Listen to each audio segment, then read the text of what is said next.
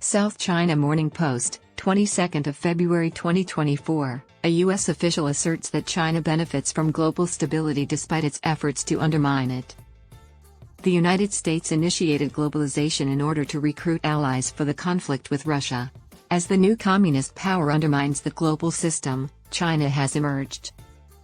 On Wednesday, a senior U.S. State Department official stated that China enjoys the best of both worlds, benefiting from the global stability that the United States has nurtured while undermining that stability in areas where it serves its interests.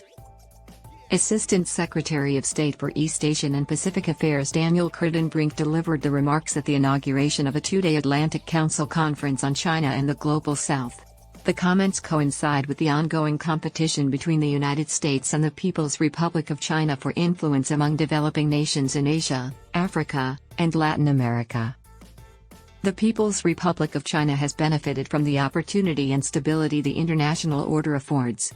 However, regrettably, rather than reinforcing these principles, the PRC frequently undermines them, Kritenbrink said, citing Beijing's territorial expansion in the South China Sea, economic coercion of smaller states, and opposition to universal human rights initiatives.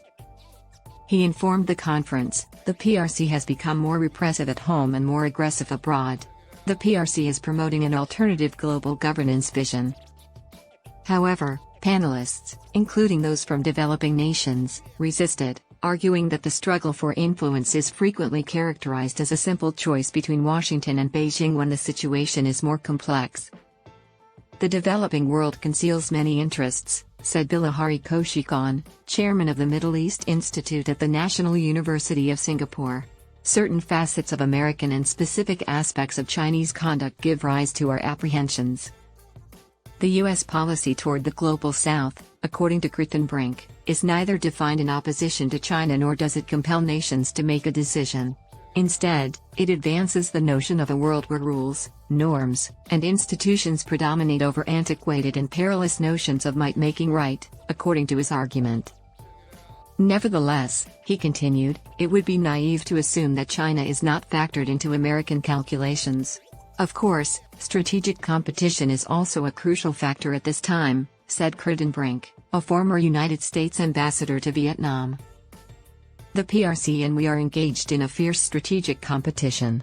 Simultaneously, the United States is steadfast in responsibly overseeing this competition in order to prevent any potential misunderstandings or confrontations. Kritenbrink criticized the significant components of China's outreach, the Belt and Road Initiative, the Global Development Initiative, the Global Security Initiative, and the Global Civilization Initiative, for attempting to reframe human rights as a privilege of the West and undermining collective defense and environmental standards. The conference panelists expressed the view that the term Global South is loaded with baggage, replacing the defunct Third World. Frequently, nations in the Southern Hemisphere share only a hazy perception that the Global North is too dominant, while Beijing and Washington vie for their allegiance and United Nations ballots. However resentful these nations may be regarding various facets of Western policy, that does not mean they will consume copious quantities of Chinese Kool-Aid, Kaushikhan explained. However, he stated that China has a better understanding of the sentiments that define the Global South than the West does and avoids sanctimonious diplomacy, insisting that its interpretation of values is the only valid one. Panelists predicted that Beijing's focus on the Global South would likely shift due to China's recent economic slowdown, fueled by a real estate crisis, increasing youth unemployment, frazzled confidence, and swooning financial markets. China has decelerated expenditure towards Belt and Road Initiative projects since 2015. According to experts, its decelerating economy will also lead to a greater emphasis on less costly initiatives, such as joint defense meetings, telecommunication infrastructure projects, increased training of foreign militaries, and the utilization of the People's Liberation Army for non-political foreign outreach functions. China fellow at the National Bureau of Asian Research Nadej Roland stated, because the Chinese feel more cornered in a sense, with fewer options, it will use a greater variety of cheaper tools for influence rather than simply investing in large infrastructure projects. Roland stated that this would not alter Beijing's determination to counter the United States. While these nations are not pawns in Beijing's scheme, Beijing certainly views them as such, therefore, The rejection of the existing order is portrayed in a very binary fashion. According to Paul Nantulia, an African Studies Research Associate at the United States National Defense University, African nations are a prime example of China's adaptable strategies. The Chinese side educates more African officers than any other industrialized nation.